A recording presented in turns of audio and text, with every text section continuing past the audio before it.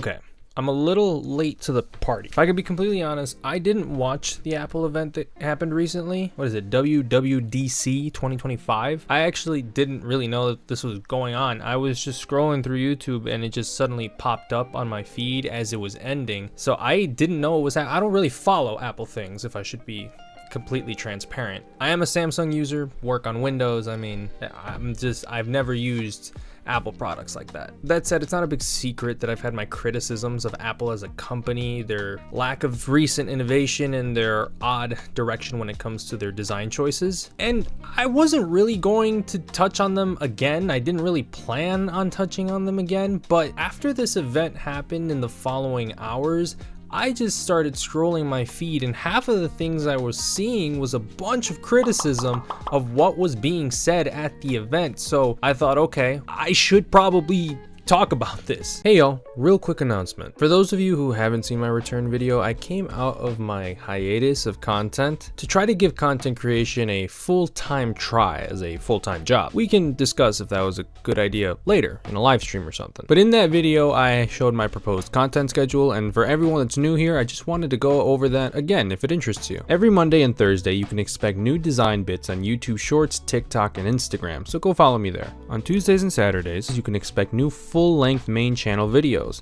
while on Wednesday you can expect a second channel video.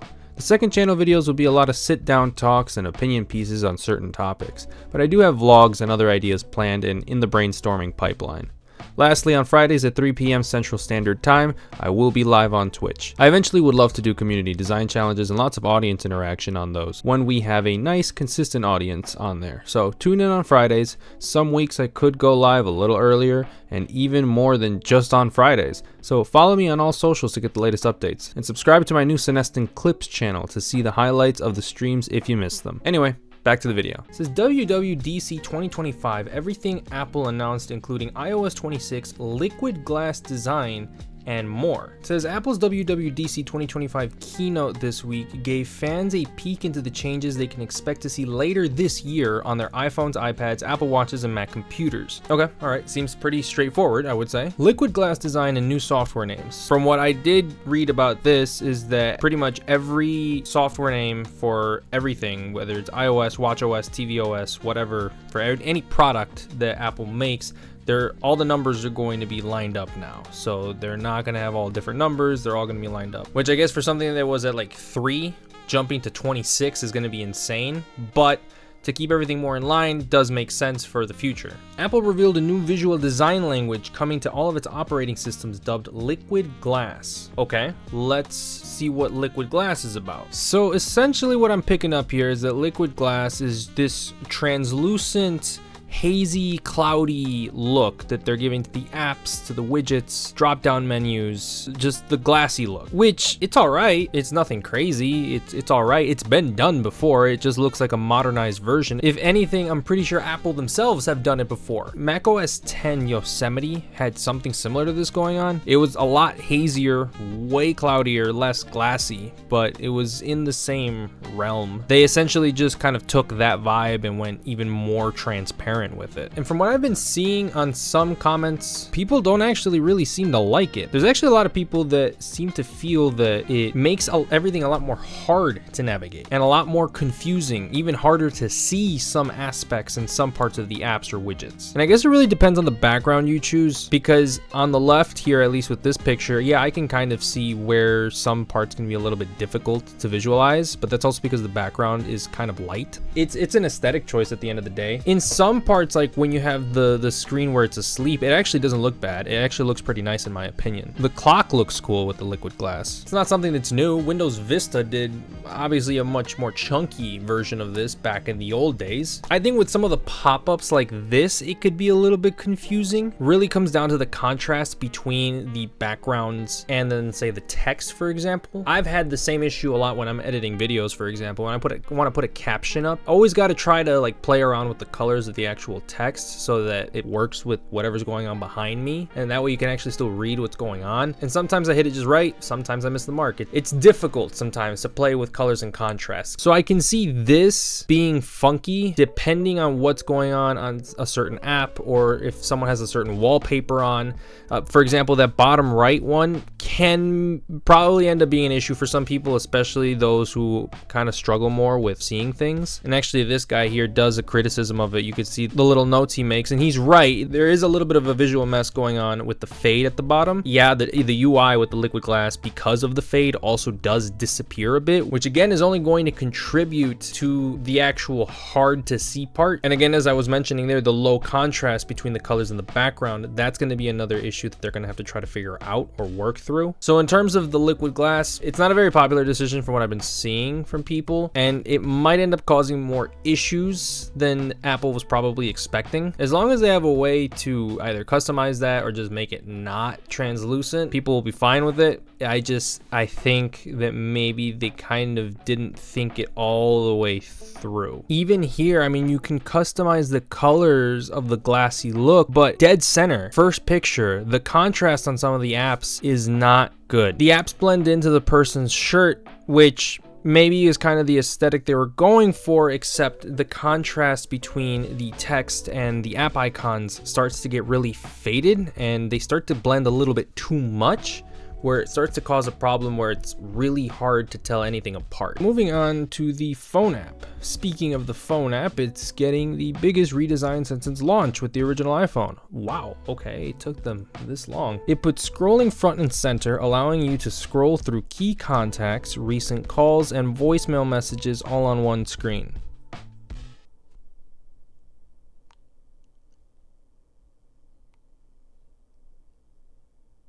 Is that not the bare minimum? Was that not a thing already? A translucent bar at the bottom of the screen gives you quick access to additional contacts and the keypad. So you're hold up.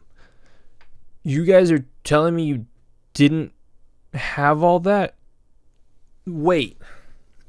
Look, I don't want to sound like a broken record of Android users, but I'm actually genuinely curious. How did the phone app on Apple work before? I mean, from what I'm seeing here, it's keypad, voicemail, contacts, recents, and favorites. Okay, so it works. What?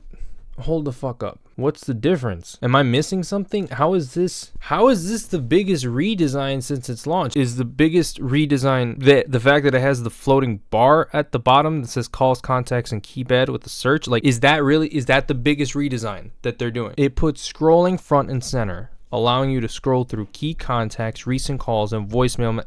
Yeah, that's what? Mobile, FaceTime video, event rentals. Cool. I think I'm having trouble. Is it just the way that whoever wrote this that's confusing me? Because this doesn't seem like news. What kind of big redesign is this?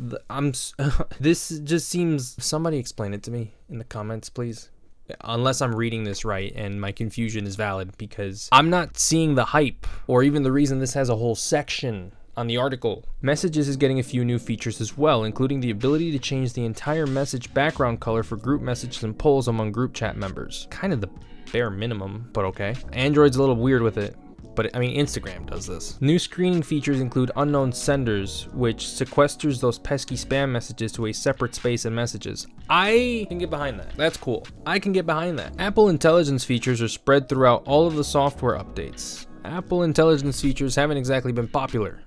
Or received well. There are some related to Genmoji? I'm assuming Genmoji, generate emoji. In iOS 26, you'll be able to combine two existing emoji to create an entirely new custom Genmoji, and you can even use ChatGPT to create Genmoji as well. It's not bad. Actually, it's kind of cool. There's definitely moments where I wished that emojis could be combined, or you can come up with your own, because sometimes I can't express all my feelings with just the emojis that we have, and I just need a very specific one. Live translates coming to messages, automatically translating messages as you type and deliver them. Not bad. Hopefully their translates good and doesn't suck. like Google Translate does. Apple Maps will gain the ability to learn your routine and suggest alternative routes based on traffic. I use Google Maps, but I mean, I'm not so deep into it. Does it, you know, I feel like it does that for me. This is a genuine question. I actually don't know if it does. iOS 26 will feature a dedicated games app as well. Samsung has one of their own. Visual intelligence is getting baked into iOS 26's interface a bit more, allowing you to visually search for anything that pops up on your iPhone screen. Not bad. And then the article gets into the nitty-gritty about the other OS systems like macOS 26 Tahoe, iPadOS,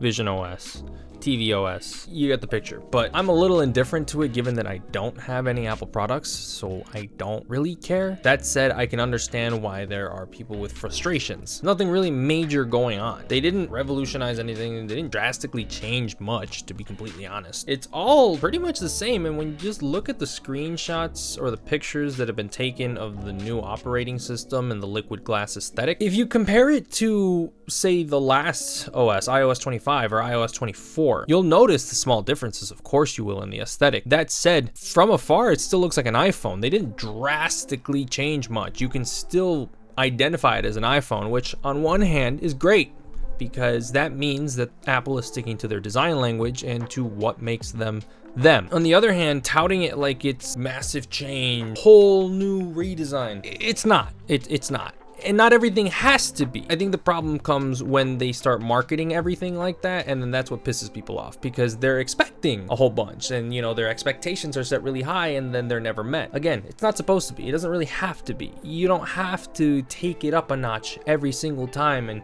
be the leader of innovation because you haven't been for a while. I think it's clean. I think there are parts of the liquid glass aesthetic that are going to be problems, but I don't think it's horrendous. I also don't think that it is the major crazy redesign that they're saying that it's supposed to be.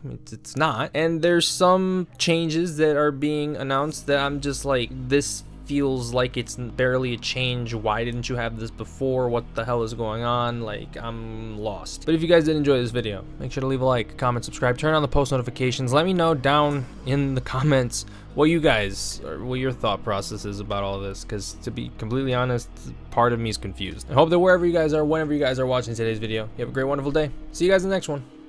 Peace out.